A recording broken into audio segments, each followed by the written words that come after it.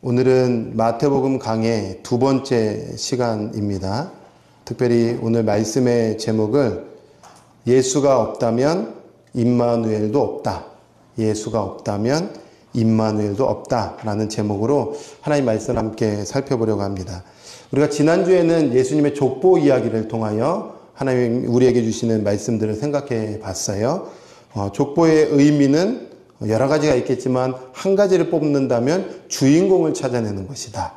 그래서 족보의 마지막 인물이 굉장히 중요한데 마지막 인물, 마태복음에서의 족보의 마지막 인물은 예수님이기 때문에 예수님이 주인공이 되셔서 이제 예수님의 이야기가 펼쳐질 거다. 이렇게 말씀을 드렸어요. 특별히 족보 안에 여인들의 이름들이 나오는데 마태가 의도적으로 여인들의 이름을 기록한 이유는 인생의 실패와 연약함과 복음 안에 들어올 수 없는 우리들, 그러나 이 땅에 오신 그리스도께서 우리에게 복음으로 회복시켜 주시고 은혜 부풀어 주시기 위해서 여인들의 이름을 또 넣었던 거죠. 특별히 14대씩, 14대씩 3번 구분한 것도 의미가 있다. 하나님께서 우리에게 언약을 맺어주셨지만 인간은 스스로 하나님을 떠나서 몰락의 길로 갔지만 하나님은 여전히 우리를 사랑하셔서 회복으로 다시 이끌어 주시는 그 14대의 3번의 또 의미도 한번 생각해 볼 수 있겠다. 그러니까 여러분 결론적으로 말하면 하나님의 사랑이에요. 끊임없는 하나님의 사랑을 족보를 통해서도 우리에게 가르쳐주고 있는 거죠. 자, 이어서 오늘은 예수님의 탄생 이야기입니다. 예수님의 탄생. 이 탄생 이야기를 통하여 오늘 우리에게 또 소중한 귀한 말씀을 주시려고 하는데요. 본문을 잘 이해할 수 있도록 또 오늘도 두 가지 질문을 가지고 왔습니다. 두 가지 질문의 첫 번째는 어떤 거냐면 예수님의 탄생과 관련된 특이점이 있어요. 특이. 이거 굉장히 특이한데 이걸 발견해야 됩니다. 그래서 이 특이한 점을 통해서 오늘을 살아가는 우리에게 무엇을 가르쳐 주시려고 하는가? 이 부분 한번 고민해 보면 좋겠어요. 또 두 번째는요, 요셉과 마리아 사이에 생긴 자녀가 있죠. 예수님입니다. 그런데 오늘 마태는 의도적으로 이름, 두 개의 이름을 언급합니다. 예수와 임마누엘입니다. 이 두 이름을 의도적으로 지금 우리에게 전해주고 있고 가르쳐주고 있는 거예요. 왜 이 이름을 우리에게 전해주고 있을까? 그 의미가 무엇일까? 이렇게 두 가지 질문을 함께 우리가 생각해 보려고 하는데요. 자, 첫 번째는 이런 질문이죠. 오늘 예수님의 탄생 기사에서 특이점이 있다는 겁니다. 그 특이점이 뭘까? 18절에 특이점이 있어요. 자, 18절을 말씀해 보면 이렇게 말씀합니다. 예수 그리스도의 나심은 이러하니라. 그의 어머니 마리아가 요셉과 약혼하고 동거하기 전에 성령으로 잉태된 것이 나타났더라. 여러분, 예수님의 나심은 이러하니라 이렇게 지금 시작하고 있어요. 특이점이 있습니다. 뭐가 특이할까요? 특별점이라고 해야 될까요? 주목해야 될 단어가 있어요. 그 뭐냐면 나심이라는 단어입니다. 나심. 이게 왜 특별하고 특이하냐 하면 여러분 나심이라는 단어가 원어로 보면 게네시스라는 단어인데 뜻이 이러한 뜻이 있는 거예요. 족보, 계보, 탄생, 기원 이런 뜻이 있는 거예요. 근데 이게 뭐가 그렇게 특이합니까? 이렇게 물어볼 수 있는데요. 잠깐 저를 보시면 마태복음의 1장 1절의 시작은 뭐라고 시작하냐면 아브라함과 다윗의 자손 예수 그리스도의 계보다 이렇게 이야기합니다. 족보다 라고 이야기합니다. 나심이다 이렇게 표현하고 있는 겁니다. 그런데 여러분 지금 18절에 와서 또 한 번 마태는 뭐라고 이야기하냐면 예수 그리스도의 나심이다 이렇게 표현하고 있는 거예요. 아니 생각해보면 첫 시작에 계보다 족보다 하면은 쭉 끌고 와서 1장 마무리하면 되는 거 아니에요? 그런데 17절까지 족보가 쭉 나오다가 왜 18절에 다시 한번 예수 그리스도의 족보다 이렇게 표현하고 있는 걸까요? 번역으로는 우리가 의역했기 때문에 나심은 이러하니라 이렇게 이야기했지만 그냥 직역하면은 똑같은 거예요. 1절이나 18절이나 예수 그리스도의 족본이라 18절에도 예수 그리스도의 족본이라. 왜 이렇게 구분해서 이야기할까요? 의도가 있겠죠? 의미가 있을 겁니다. 우리가 그것을 찾아내면 보다 신앙 안에 풍성함을 얻을 수 있는데, 여러분 먼저 이렇게 한번 생각해 볼게요. 1절에서 17절까지의 말씀에 보면 예수님의 족보인데 누구로부터 시작되는 족보냐면 아브라함과 다윗으로 시작되는 족보입니다. 이것은 어떤 족보를 이야기하려고 하냐면 인간의 혈통으로 오신 예수님이다. 이것을 이야기하려고 하는 거죠. 이해가 되세요? 그러니까 예수님은 100% 뭘로 오셨다고요? 인간으로 오셨다는 거예요. 100% 인간으로 오셨다. 인간의 혈통으로 오셨다. 이걸 이야기하려고 하는 겁니다. 그럼 이제 똑똑하시니까 18절부터는 뭘 이야기하려고 하는 걸까요? 맞아요. 지금 18절의 족보를 다시 한번 딱 이야기하면서 인간의 혈통으로 왔던 거 끝냈고 이제는 누구로 잉태됐다고요? 성령으로 잉태됐다고. 그러면 이제 예수님은 어떠한 모습으로 또 왔다는 걸 이야기하려고 하는 거죠? 예, 신으로, 하나님으로, 성령과 함께 하시는 하나님으로 오셨다는 것을 이 족보를 통해서 마태는 우리에게 가르쳐 주려고 한다는 거예요. 그러니까 한마디로 1장을 딱 받는 유대인들, 당시 유대인들이 처음 독자잖아요.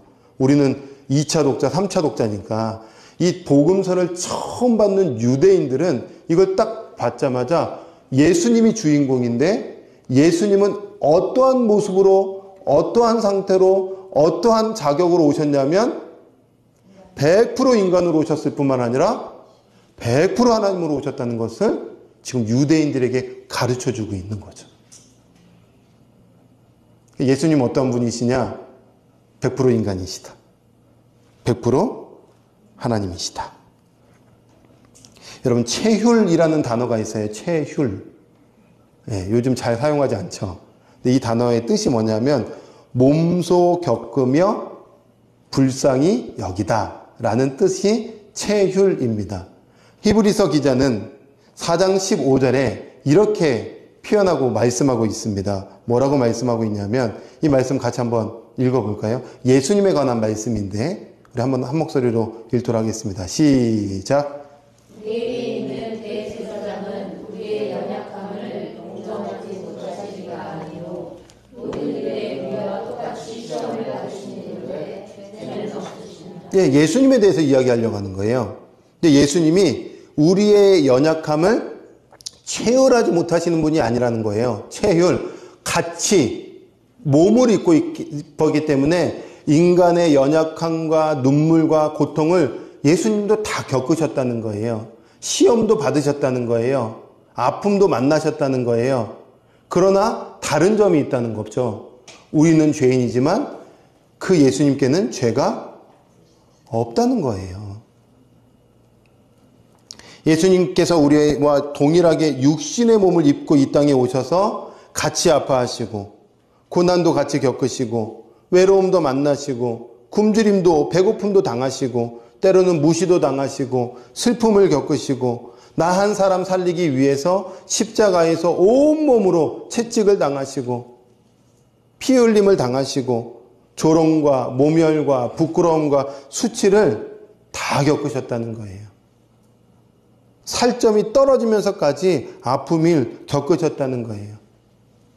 그 주님이 지금도 우리의 인생의 아픔 속으로 들어와서 하시는 음성이 있다는 거예요. 나도 안다. 네 아픔을 나도 안다. 우리 주님이 이런 육신의 몸을 입고 이 땅에 안 오셨다면 나도 안다라고 뭐 그렇게 체감할 수 있겠습니까? 어떻게 체휼하실 수 있겠습니까? 그런데 2000년 전에 예수님께서 하늘 보좌를 버리시고 이 땅 가운데 오셔서 육으로 오셔서 다 겪으신 거예요.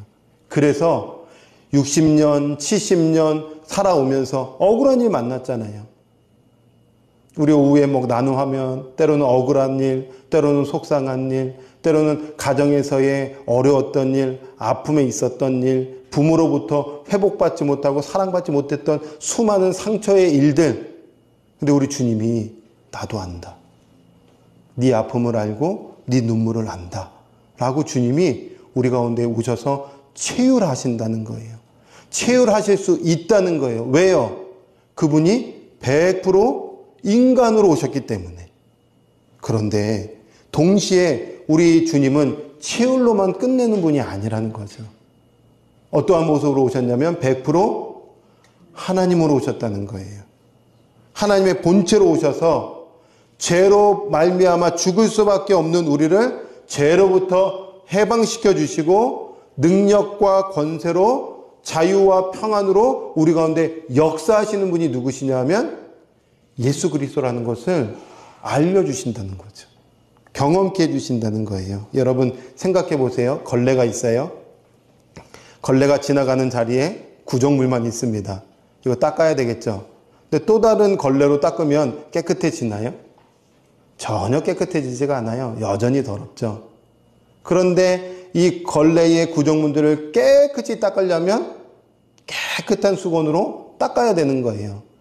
인간의 죄를 해결해 줄 수 있는 것은 또 다른 죄인이 해결해 줄 수 없습니다. 조금 더 도덕적이고 조금 더 윤리적이고 조금 더 착한 말 많이 하고 조금 더 뭔가 선해 보이는 사람이 우리의 죄를 해결해 줄 수는 없어요. 근데 죄 해결 받아야 되잖아요. 그래서 흠없고 죄 없고 정결하신 그분이 이 땅 가운데 오셔야만 했고 우리의 죄를 해결해 주시기 위해서 아들 예수님이 이 땅 가운데 오셨다는 거예요. 마태는 이 얘기를 하고 싶은 거예요. 유대인들이여 들으라. 오늘 살아가는 그리스도인들을 들으라. 우리의 죄를 해결해 주시고 우리의 모든 아픔을 알아주시는 분이 누구시냐? 예수님이 이 땅 가운데 오셨다는 것을 족보를 통해서 너무너무 강조하고 싶었던 거죠. 그래서 마태가 기쁨으로 21절을 기록하고 있는 겁니다. 21절에 뭐라고 말씀하냐면 아들을 낳으리니 이름을 예수라 하라. 이는 그가 자기 백성을 그들의 죄에서 구원할 자다. 예수님이 육신의 몸을 입고 혈육으로 오셨다면 이제는 영적으로 우리를 해결해 주실 수 있는 분, 영원한 단절로부터 하나님과의 단절로부터 이어질 수 있는 분이 누구냐? 바로 예수님밖에 없다는 거예요. 여러분 죄가 뭘까요? 성경에서 말하려고 하는 죄는 하나님으로부터 떨어져서 스스로 살아가려고 하는 게 죄잖아요. 단절된 게 죄입니다. 근데 단절된 것을 유일하게 회복시켜 줄 수 있는, 붙여줄 수 있는 분이 누구냐면 예수님밖에 없다는 거예요. 그래서 우리가 예수의 이름으로 나아가는 겁니다. 예수의 이름으로 하나님 앞에 나아가서 죄사함을 받고 예수님과 연결되어서 평안을 얻고 예수님과 함께하여서 기쁨과 자유를 누리게 되는 거죠. 저는 우리 귀한 성도님들이 일생을 살아가면서 이 예수님을 깊이 경험하고 예수님과 연합되어서 정말 하늘로부터 주시는 놀라운 은총과 기쁨을 누리며 살아가는 우리 성도님들이 되시기를 주님 이름으로 축원합니다. 여러분 더 중요한 것이 있어요. 뭐냐 하면 두 번째 질문이에요. 사실은 이 얘기를 마태가 너무 하고 싶구나. 두 이름을 지금 언급합니다. 하나는 예수의 이름을 언급하고요. 또 하나의 이름은 임마누엘입니다. 여러분 22절 23절에 보면 이렇게 말씀하고 있어요. 이 모든 일이 된 것은 주께서 선지자로 하신 말씀을 이루려 하심이니 이르시되 보라 처녀가 잉태하여 아들을 낳을 것이요 그의 이름을 뭐라고 하죠? 뜻이 뭐죠? 하나님이 우리와 함께 계시다. 이게 예수님의 이름의 뜻입니다. 여러분, 저는 궁금한 거예요. 왜 이 예수님의 예언의 말씀은 구약 성경에 너무 많이 나오거든요. 예를 들어서 창세기 3장 15절의 말씀을 보면 아담과 하와가 범죄하고 하나님과 끊어졌을 때 하나님께서 3장 15절에 원수의 머리를 상하게 할 분이 오실 것이다. 예수님의 예언의 말씀, 이걸 처음 복음, 원시복음이라고 표현하거든요. 이 말씀 바로 끄집어 와도 되잖아요. 아니면 이사야 53장의 말씀에 연한 순 같고, 이게 예수님에 관한 말씀이거든요. 이 말씀 끄집어 와도 되잖아요. 곳곳에 예수님을 예언하고 있는 말씀들이 너무 많은데 왜 마태는 이사야 7장 14절 이 말씀을 지금 예수님 족보를 소개하면서 탁 붙이고 있을까요? 의도가 있을 거잖아요. 이사야서 7장 14절 말씀 보세요. 똑같은 말씀이잖아요. 뭐라고 말씀하냐면 그러므로 주께서 친히 징조를 너희에게 주실 것이라. 보라, 처녀가 잉태하여 아들을 낳을 것이요 그의 이름을 똑같이 나오잖아요. 이 똑같은 말씀을 지금 예수님이 탄생기사에 탁 이렇게 붙이고 있는 거예요. 중요한 걸 말하려고 한다는 거죠. 아주 중요한 거. 어떤 중요한 걸 말하려고 하냐? 그냥 예수님이 우리와 함께 하신데 그냥 이 차원을 이야기하려고 하는 것이 아니라, 그러면 이 이사야 말씀을 지금 예수님과 탁 붙였는데 이사야 7장 14절에 이 말씀이 왜 나왔는지를 알아? 라고 유대인들에게 지금 묻고 있는 거예요. 한 번 더요. 예수님의 탄생 이야기를 예수 이름을 딱 가지고 오면서 임마누엘을 내가 탁 붙여서 너희에게 설명하려고 하는데, 이사야 7장에 이 임마누엘이라는 이름이 당시에 왜 나왔는지 유대인들 알죠? 이 뜻을 지금 묻고 있는 거예요. 그럼 우리도 지금 질문해야 되죠. 이사야는 지금 7장 14절에 이 말씀을 왜 하고 있을까요? 어떤 상황에서 지금 이 말씀을 지금 지금 주고 있는 걸까? 이걸 고민해 봐야, 그렇구나. 예수님이 임마누엘로 우리와 함께 하시는 거구나 라고 이해할 수 있다는 거죠. 그래서 이사야 말씀은 잠깐 한번 제가 들려드릴게요. 이사야 말씀. 이사야가 활동했던 시대가 어느 시대냐면 아하스 왕 시대입니다. 근데 이 아하스 왕 시대에 여러 이야기가 있는데 그 중에 아주 중요한 얘기를 기록하고 있습니다. 어떤 얘기냐면 아하스 왕 시대는 대위기의 시대다. 어떤 시대라고요? 그럼 어떤 위기가 찾아왔을까요? 그 나라, 그 시대 때.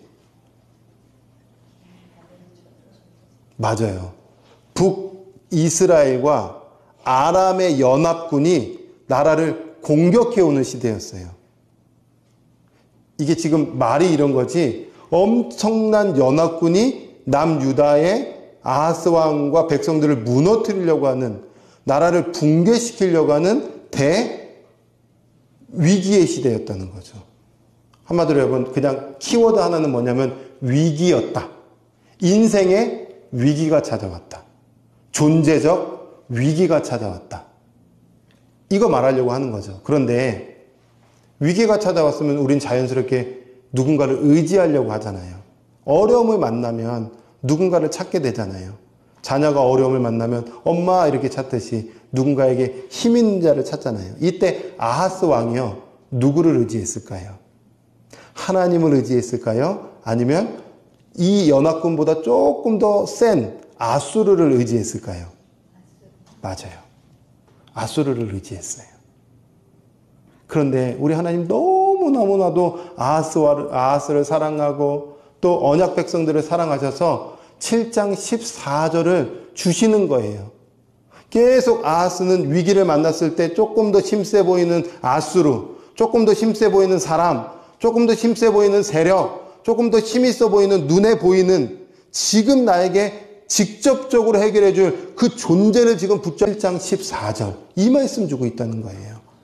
보라 처녀가 잉태하여 아들을 낳을 것이니 그 임마누엘인데 임마누엘을 너에게 탁 주면서 나는 지금 너와 함께한다. 그러니까 위기를 만날 때에 누구를 붙들어야 되냐? 그리스도를 붙잡아야 된다는 거예요. 여러분 인생에 여러 위기를 만나지 않아요? 근데 그 위기를 그 작은 위기인 것 같은 상황에서도요, 주님을 기억하라는 거예요. 주님이 함께 하신다는 거예요. 간교의 위기, 경제적 위기, 연약함의 위기를 만날 때에 다른 것을 붙잡지 말고 전능하신 주님을 찾으라는 거죠. 그런데 인생의 가장 큰 위기가 뭘까요? 하나님 없이 살아가는 게 가장 큰 위기예요. 하나님 없이 살아간다는 것은 뭐냐면 내가 왜 존재하지? 내가 왜 태어났지? 나는 어떻게 살아야 되는지 모르고 살아간다는 거예요. 이게 여러분 가장 큰 위기죠. 왜 몰라요? 하나님과 단절됐으니까. 하나님과 끊겨진 상태니까. 근데 위기가 위기인지도 모른 채 수많은 사람들이 살아가는데 우리는 이 위기 속에서 이 죄의 문제, 끊어진 관계의 문제를 해결해 주실 분이 우리 예수밖에 없구나. 그 예수님이 남은 인생 나와 함께 하신다고 약속하시는구나. 이거를 유대인들에게, 오늘을 살아가는 우리에게 가르쳐 주려고 한다는 거죠. 여러분 성경에 보면요, 임마누엘이라는 단어가 너무너무 많이 나옵니다. 예를 들어 볼까요? 야곱을 보세요. 야곱은요, 속이는 인생이었어요. 그래서 장자권을 취해서 이제 위기를 만나자 도망을 갑니다. 그래도 막 도망가는데요, 앞이 캄캄한 거예요. 나 어디로 가야 되지? 나 어떻게 살아야 되지? 이제 형을 피하여 도망갔으니 나 홀로 있는 이 인생 어떻게 지금 한 발짝 한 발짝 내밀어야 되지? 이렇게 아무것도 보이지 않을 때 잠들었는데 주님이 야곱에게 찾아오세요. 그리고 말씀해 주세요. 뭐라고 말씀하시냐면 창세기 28장 15절에 이 말씀을 주시는 겁니다. 이거 야곱이 잘해서 주신 말씀도 아니에요. 하나님이 강권적으로 찾아와서 먼저 하시는 말씀이에요. 같이 한번 읽어볼까요? 읽습니다. 시작. 내가 너와 함께 있어 내가 어디로 가든지 너를 지키며 너를 이끌어 이 땅으로 돌아오게 하시자. 내가 내게 허락한 것을 다 이루기까지 너를 떠나지 아니하리라 하시니라. 네, 절망을 만났잖아요. 어려움을 만났잖아요. 앞이 너무 캄캄하잖아요. 미래가 보이지 않잖아요. 홀로 캄캄한 흑암 속에 있었잖아요. 그런데 그때 주님이 찾아오셔서 하는 거예요. 야곱아, 임마누엘 하겠다. 내가 다 이룰 때까지 너의 머리끄댕이를 끌어올려서 너의 수준을 내가 높여버리겠다. 임마누엘 하겠다. 이 말씀 주시잖아요. 여러분 여호수아서를 보세요. 여호수아가 너무 두려워요. 80세인데도 너무 두려운 거예요. 이 200만 명을 끌고 가나안 땅, 약속의 땅 어떻게 들어가지? 난 모세와 같지 않은데, 그런 리더십이 없는데, 그런 탁월함이 없는데, 그런 훌륭함이 없는데, 나는 어떻게 설 수 없는 존재인데, 그때요, 그렇게 두려움에 벌벌벌벌 80세 노인이 떨고 있을 그때에 우리 주님이 또 찾아오세요. 그리고 여호수아서 1장 5절에 말씀하세요. 뭐라고 말씀하실까요? 이 부분도 같이 한번 읽어볼 거예요. 여러분에게 하신 말씀이에요. 저에게 하시는 말씀이에요. 같이 읽겠습니다. 시작. 내 평생에 너를 능히 대적할 자가 없으리니 내가 모세와 함께 있었던 것 같이 너와 함께 있을 것이니라. 내가 너를 떠나지 아니하며 버리지 아니하리니. 내가 너와 함께 할 것이다. 임마누엘이잖아요. 예. 여러분, 이 임마누엘이라는 축복의 말씀은 내가 잘해서 준 것도 아니에요. 하나님께서 우리에게 주시는 거예요. 지금도 들려주고 있는 거예요. 누가 임마누엘 할 수 있는가? 이제 구약에 머물지 말고 여러분 성경 66권을 통과하면 누가 임마누엘 할 수 있는가? 예수 그리스도와 함께한 사람, 영접한 사람이 그 다음 스텝 한 스텝 한 스텝 인생 가운데 임마누엘이 있을 거라는 겁니다. 여러분, 임마누엘의 결론이 뭘까요? 저는 그게 궁금해요. 아, 하나님이 함께 하시는구나. 내 인생의 남은 인생께 하나님이 함께 하시는구나. 샬롬?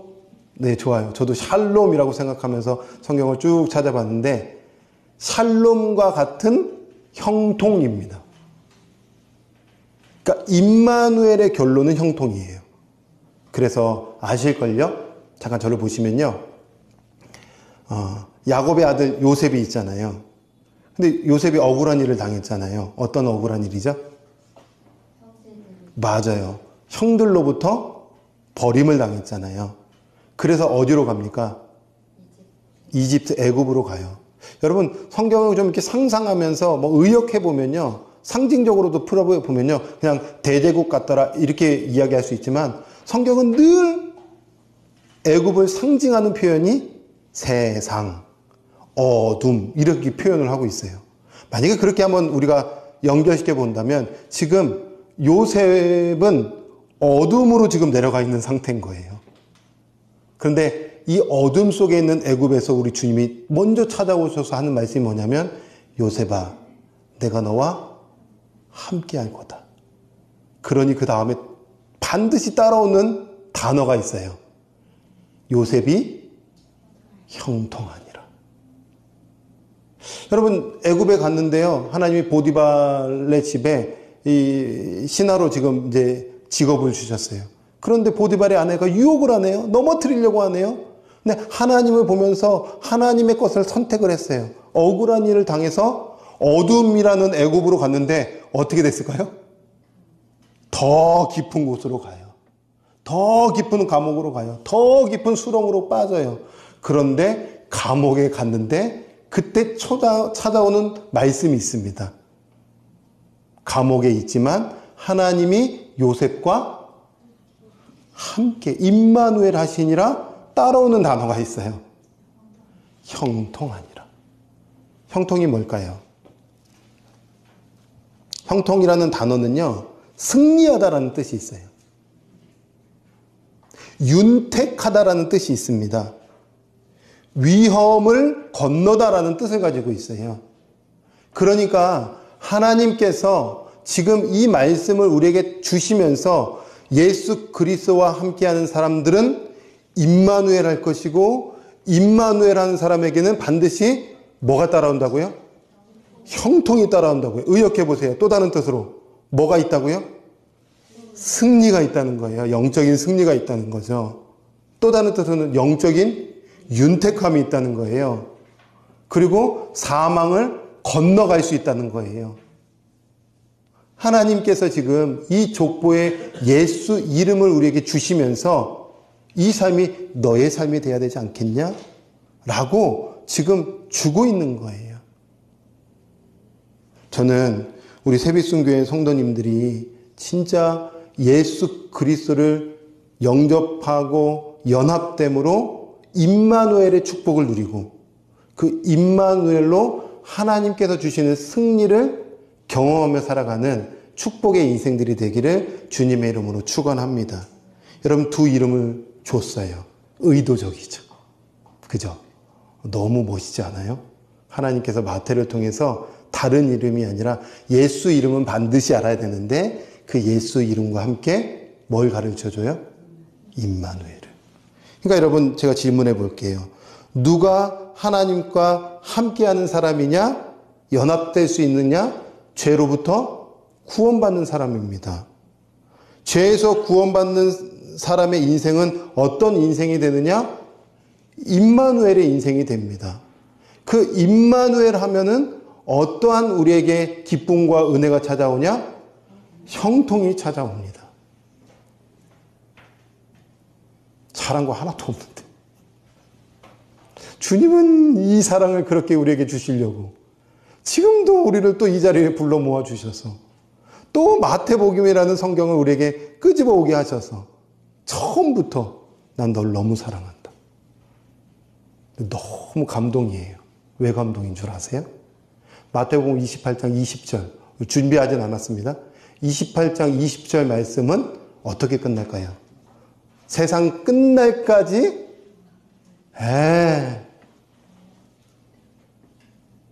제자가 되고 누군가에게 제자를 삼아라. 내가 세상 끝날까지 너희와 함께하리라. 여러분, 임마누엘로 시작했던 시작이 어떻게 끝이 나요? 우리 주님의 마음은 뭘까요? 맞아요. 난 너와 함께하고 싶다. 난 너와 영원히 연합하고 싶다. 더 멋진 건 뭔 줄 아세요? 성경의 마지막 책이 뭘까요? 계시록입니다. 계시록의 마지막 부분이 어떻게 끝날까요? 내가 너와 함께하겠다라는 말씀으로 끝이 나요. 그러니까 우리 주님은 계속 성경 전체적으로 우리에게 말씀하고 있는 거예요. 난 너와 함께하고 싶어. 난 너의 눈물을 알아. 난 너의 외로움도 알지. 난 너가 신음하고 있을 때도 알고 있었어. 그런데 나의 신음을 공감하시면서 눈물을 공감하시면서 최종적으로 우리의 영혼을 붙들어 주셔서 어디로 인도해 주시냐면 나는 반드시 너의 삶을 형통으로 만들어 줄 거야. 승리로 이끌어 줄 거야. 윤택함이 뭔지를 경험시켜 줄 거야.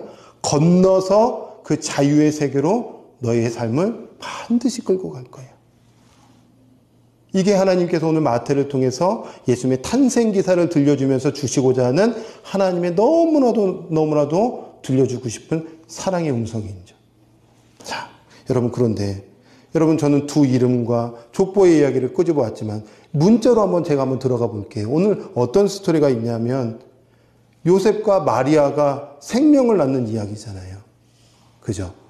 그런데 주님이 이런 얘기를 하고 있는 거예요.